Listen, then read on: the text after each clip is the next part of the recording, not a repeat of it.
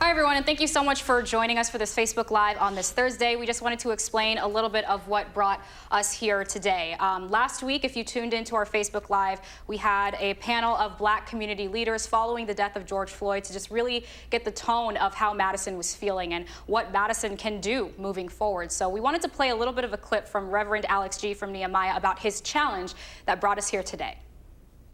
I would love to see you all get white community leaders in these chairs and ask, how do you feel witnessing what's happened in America in the face of your African-American colleagues saying, if we don't hire better, if we don't diversify boards, if we don't fund Black-led efforts, if we don't promote Black people, if we don't do these things, America's going to find itself in a real pinch. I need to hear white people talk about that, because we're going to say, I'm numb, I'm beleaguered, I'm sad, I'm heartbroken, I'm discouraged, I'm frustrated, I'm alienated. You all know how I feel, but what we don't know is how you feel. Right. Well, let me ask you this.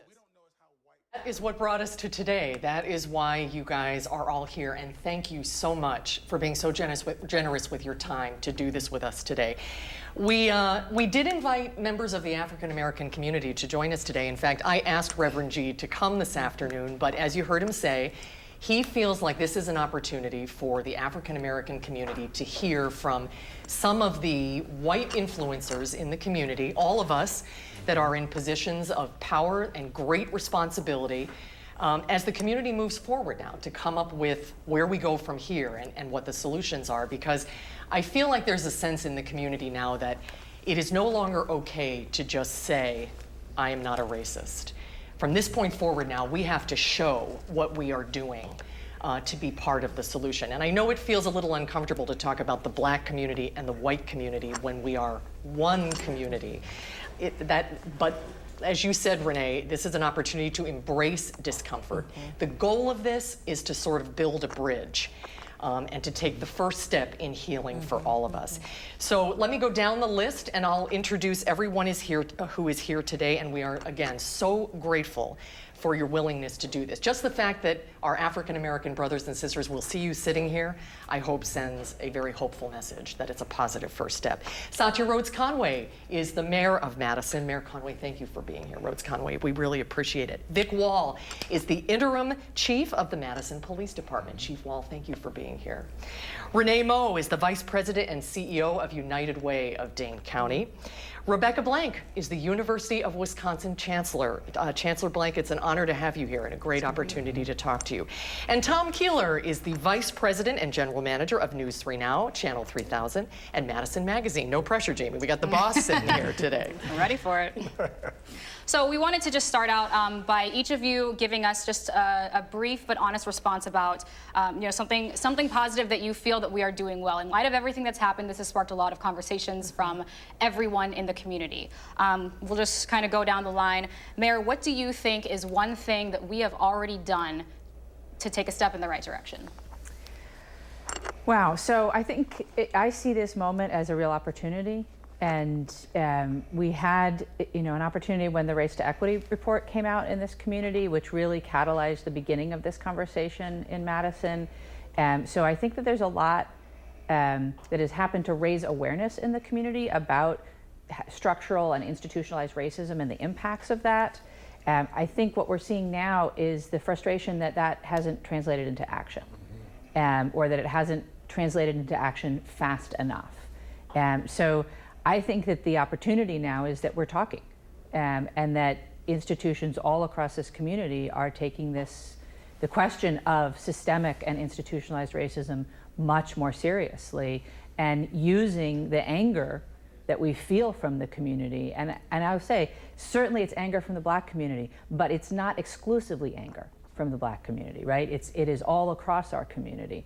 And using that anger to catalyze us into more motion forward, and into actually talking about what structural changes are needed. And so it's been a really tough time, but I do feel like we have an opportunity as a community if we're willing to really wrestle with this pain, and use it to move us forward. Chief WAHL, what's one thing that you as a police department are doing now to help us move forward? Well, I think what we've tried to do in the light of 2 very difficult weeks here is where we have the opportunity to show some unity and common ground with the community. I mean, I think early on I did that with a public statement about what happened in Minneapolis, and we've had some opportunities over the last couple of weeks to march with some of the protesters and to have some contacts with community leaders and really show that there's a tremendous amount of common ground that we have. We want to get to the same place, and I think obviously right now it's hard sometimes for everyone to see that, but I think we've taken those initial steps, and I think we're trying to reinforce with our folks and with the community that we're moving in the same direction, and we want to get to the same place. Okay, Renee? I think one of the most important things is that we're starting to own that racism is real, and people are understanding that bias is real. It's baked into our history, and it's something that's becoming depoliticized because it is something that we can own as historic and truth. And if it can be less political, if it can be less partisan, we can actually have the conversations about, okay, what does that mean for systemic changes? So to me, the opportunity to own that, at its simplest, racism is bias based on the color of skin, and to say that, okay, every human has bias, and so what does it mean for us to learn about our bias, pay attention to it, and make choices that can actually lift up the whole community and get to that state that we all want, which is economic stability, access and opportunity for everybody. So I think that is a really exciting time to be able to get to that point where we can at least be talking about it and owning that it's real. Chancellor, from a UW system perspective. So I want to pick up on the mayor's comment of a moment of opportunity. We will only make progress on this when the white community starts seeing systemic racism and behaving differently and acting on that. And we're an educational institution. And at this moment in time, I think there is more interest among our white faculty and staff and students in engaging in this issue than I have ever seen. And so we're talking about how to generate and work with that on campus, to build small discussion groups, to do various types of educational study, whether that's book reading or small group discussions or larger events that pull many more people in than we've been able to pull in the past and really try to make progress. That's not, education is not enough. I understand that that has to generate action, and we can come back and talk about action. But I do think there's a moment here where more people want to engage in our listening. Well, that's an encouraging thing to hear. Yeah. Tom, Sure how is. about you? Well, we're all representatives of our different sectors: government, law enforcement, nonprofit, education. And from a mass media perspective, I think what we did well from this is we captured the moment. And now it's to transition that documentation into becoming part of the solution. And what broadcast and mass media, although it's I think contributed to the problem by perpetuating stereotypes, whether it's mugshots and newscasts and other things. Now we can be part of the solution, and I commend you, Jamie, last week for taking the initiative to put that panel together. And I think what you provided our viewing public front and center was kind of you captured the frustration, the problem, and on live television that now puts us in a position as journalists and community members to foster a greater conversation that leads to action. We've been talking too much, and I think as a journalist, Susan, you're one of the most respected people in the market from a journalism standpoint. And how can we take this conversation to action? How can we change how we frame narratives and our storytelling? How can we depict these communities outside of those stereotypical depictions? And I think that's incumbent on us. And over time, as mass media influences your community, those images can start changing perceptions. And we need to do more and more of that. Yeah, and I think one of the things that has struck me that as inclusive and progressive as Madison is, this situation has really shown us that we all have a lot to learn. We still have a lot to learn and a lot more listening that we need to do. And Mayor RHODES-CONWAY, speaking of what you learned from an experience, let's talk a little bit about the video that you made for the police department. You apologized for that. But has this been a teachable moment for you? When you decided to make that message, did you think about how the African American community would feel about it? Because I know Pastor G has said to me that a lot of people in the Black community feel that there is almost like a white silence or complicity, that we are not taking the next step to think about what the Black community needs to hear. Is that something that you learned from this experience, or what would you like to share about what happened? Yeah, it is something that I learned, and it's a lesson that we all, I think, need to keep relearning. One of the things, so I've been mayor for just over a year now, and one of the most surprising parts of being mayor was stepping in to be essentially the CEO of a very large organization with a lot of responsibilities in terms of HR and personnel and having to worry about your workforce. And that's a new experience for me. So that's been a stretch to learn.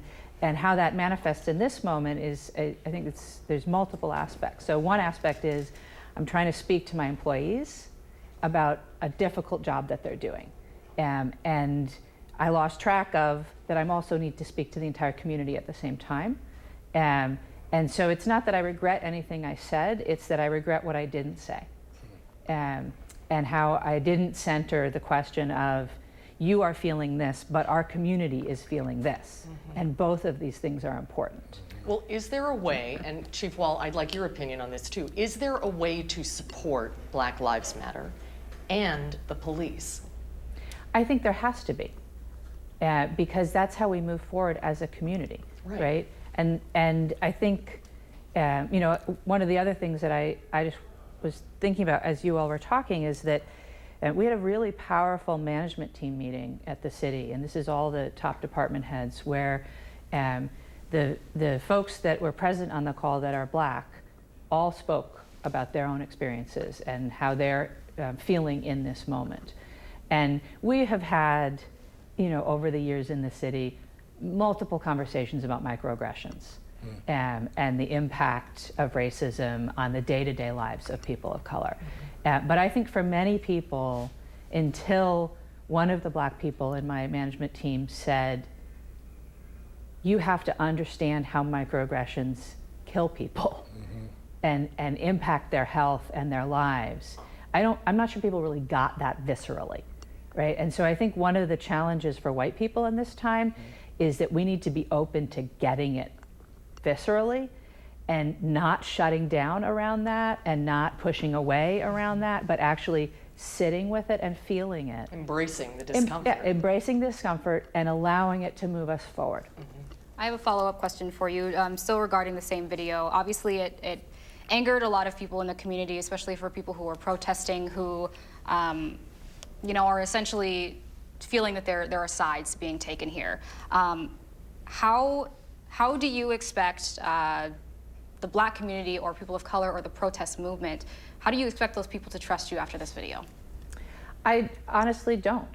You know, the only reason that anyone can earn trust, all of us here and frankly anybody, is through our actions.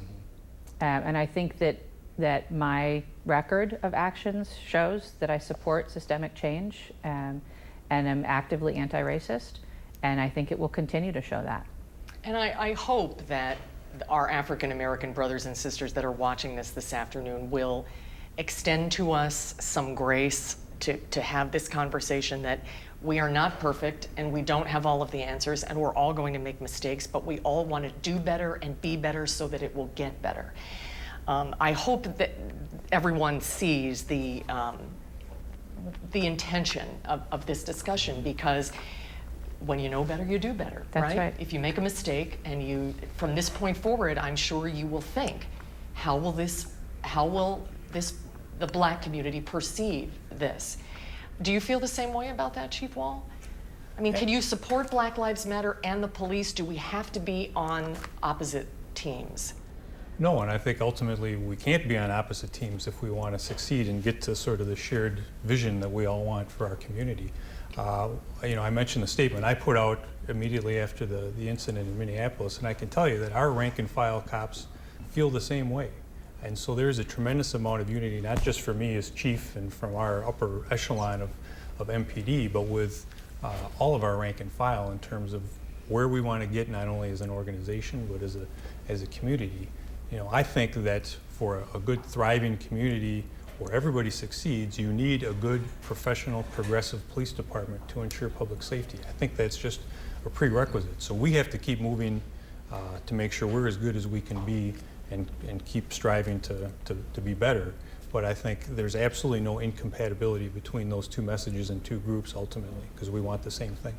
Chief WAHL, one of the main questions that's being talked about right now is this idea of defunding police. It's been painted on the literally street. Painted on the street of an action that they want the they want the city to take. This is kind of a two-part question for you. Do you support the idea of defunding the police in the sense that they would take some funds from the police department and reallocate that to other community services for more community supports, public safety, etc.? And if not, if you do not support that idea in its entirety, what do you plan to do with your police department to ensure that we can have measurable change going forward? Sure, I guess, I'll start by saying I think, good public policy is seldom made in a crisis. And I think we need to be very careful about being deliberate about actions and decisions that we make now that will have long-lasting impacts. Certainly, if you look at policing and how it has evolved over the past couple decades, there's no question that cops end up being sort of the government provider of last resort. We're 24/7, and whether it's alcohol and drug abuse, mental health crises, we're the ones who are available if someone calls 911, and we're the ones that have to go to some of those things. Now, we've tried to integrate, mental health crisis workers with our officers and tried to do a lot of things, and I think there's merit to some of that, and on the edges, I don't think any of that should be completely discounted, but I do think that when you really dig into the weeds and look at some of those issues very carefully, some of the challenges and the things that we respond to, you'll find that often they have elements of weapons or risk or other things where a lot of those other entities and professions are not going to want to go without police assistance.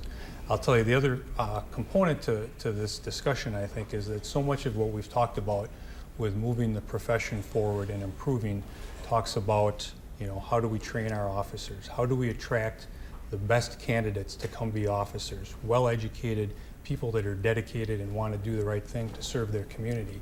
And that requires money. So if you want a good professional police department that is being the best it can be, you can't take funding and support away from it, because that's working contrary to the goals that I think we all want for MPD or for any police department.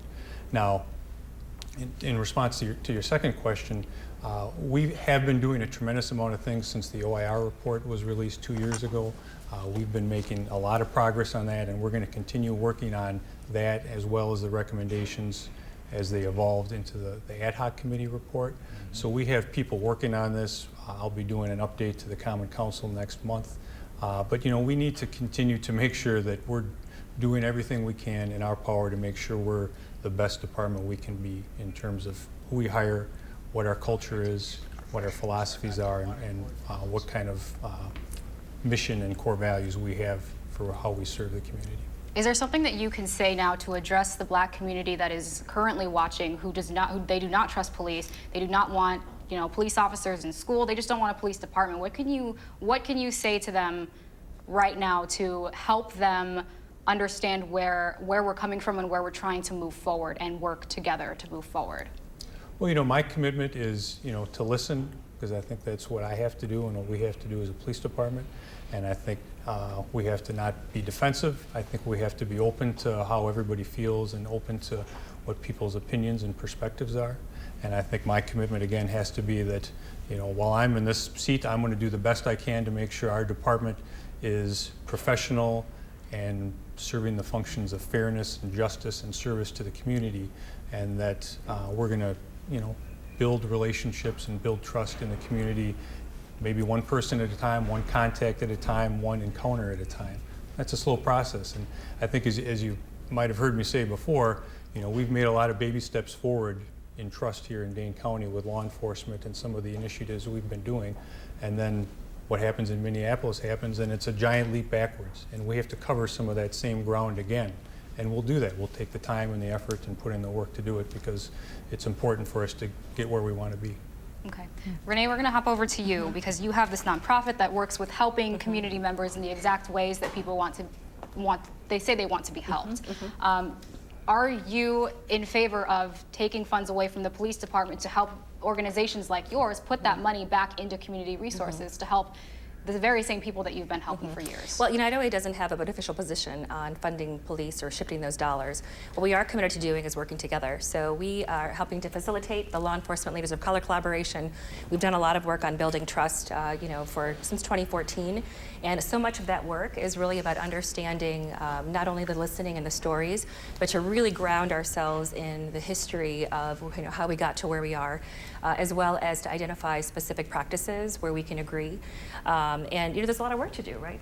When we are looking at what does that mean going forward. So that said, we do believe that investment where we prioritize, because the community has said so, education, financial stability, including housing, health, and how we treat each other. Those are fundamentally the core things that help to build a stable community. And we are oftentimes looking at what's the first strike and the first example of how you can help keep public safety and independence, those social services, but even more importantly, the circumstances that led to people needing social services, that's where we're really trying to focus. So not only with the nonprofit network, but certainly with the business community. So we have over 600 companies who are involved. They are learning about issues, they are volunteering, they are investing in strategies that are really centering the voice of communities of color and looking at equity. United Way, so I've got to own it, right? I'm half white, I identify as Asian, so I'm biracial. And that's such a great perspective because as a traditionally white institution, as all of ours are, right, as all of them have come up in Dane County, to be able to say, okay, for 30 years we've been centering racial equity and looking at racial disparity, and even now just learning so much and being more intentional about how do we invest in Black and brown voices, how do we center equity in the work that we do, and how to be actively understanding the historical context of where we've come from in terms of race and judgment to make sure that we are investing in Black voices, Black businesses, and helping the whole community rise because of it, right? And we believe that working together as well, that's the tagline, the power of many working for all. So all of us coming together, all of us owning our own responsibility as citizens of this community and embracing that discomfort as we talked about, because unless we are uncomfortable, we're not growing, and we have to grow because that's how we get better. Chancellor Blanket, it seems like the university is one of those places that is one of the rising tides that floats all boats. And the university has sort of been ahead of this conversation in terms of racial equity, and you've kind of been, you've raised the bar pretty high already before this even happened. But what can the university do to ensure that if you graduate and you have a degree from the University of Wisconsin, that you are going to have equal opportunities as everybody else has? So, we live in a larger society, and I can't change society entirely, but I can change my graduates, I hope, or I can certainly educate them, and I can educate all of our staff and faculty who are part of this community in particular. So we, for instance, have a requirement for all of our freshmen to participate in what we call our ethnic studies requirement. They have to engage in some discussion about a group who has been marginalized in some class that discusses this in some way in which they talk about it. For our freshmen coming in, and we're really looking at this closely so we revamp it and make sure it's as effective as possible. We run a program called Our Wisconsin in the dorms, where the students talk about their identity and other people's identity and get into issues of justice and racial inequities and the lens that you bring to that and how systemic inequities and racism grow out of people not seeing things and not doing things. We need to scaffold on that better than we have. We also have a wonderful group of faculty, African American, Latinx, Asian American, Native American, as well as white faculty who work in all of these areas and write and do research and think in a way that is going to change the conversation about where we go forward. Now, none of that excuses us as an institution for the ways in which we also perpetuate various forms of exclusion and racism. And we are a predominantly white institution in a predominantly white state, and we have work to do on that.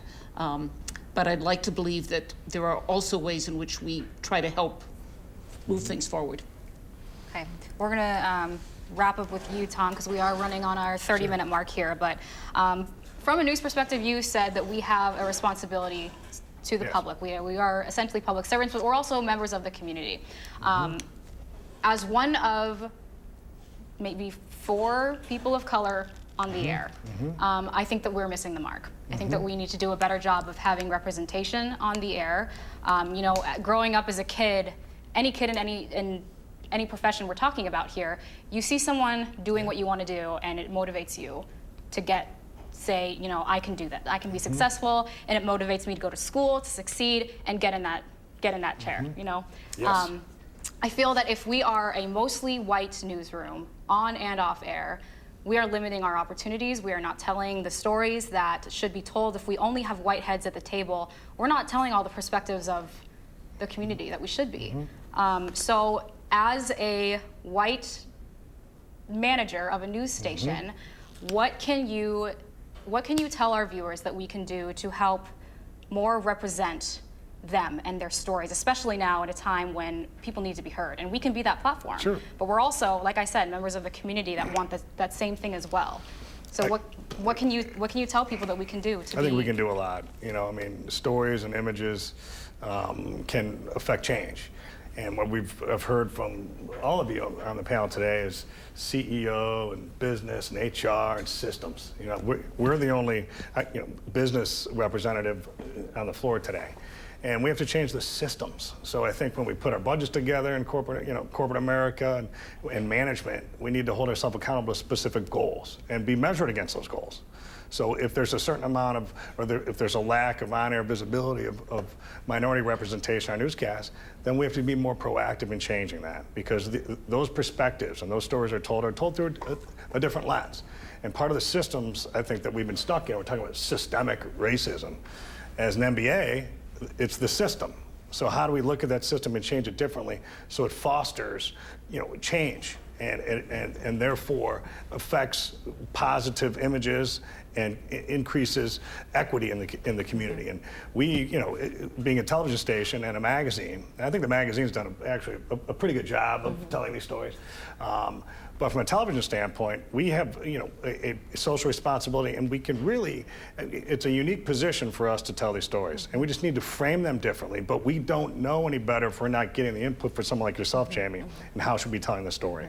So look at the impact Chris Reese just had. That went viral, but that's just the tip of the iceberg there. And Chris he's going to be on CBS. You wait and see. And so are you, by the way. I mean, you guys are that talented. So I think we're missing an opportunity to harness talent too. So we're stuck in a paradigm that kind of forces us into budget goals and pacing against last year and all these things, and that becomes, the priority over, wait a minute here, are we going about this right? And what could we accomplish, if we change the system differently, change our metrics, and set different goals?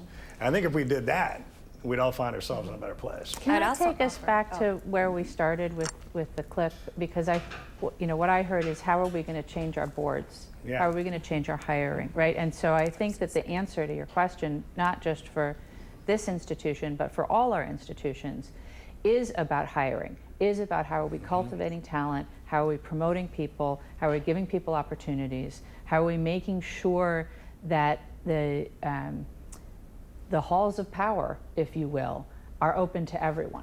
And that's something that I think our community has really struggled with. And so I'm going to say that's really important, and the city has made efforts in that direction. We have a long way to go.